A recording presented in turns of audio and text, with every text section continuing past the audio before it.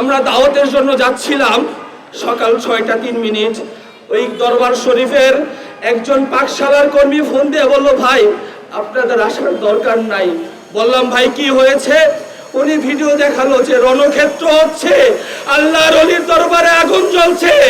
আপনাদের যারা সাংবাদিক ভাইয়েরা আছেন, যারা এখানে মানুষের ভালোবাসার জন্য আল্লাহর ওলিদের ভালোবেসে এসেছেন, আপনারা কি কেউ শহীদের রক্ত দেখেছেন?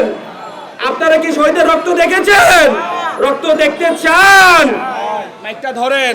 আমার ভাইয়ের রক্ত দেখেন, আমার জামা এখনো লেগে আছে। আমি বাবে জান্নাত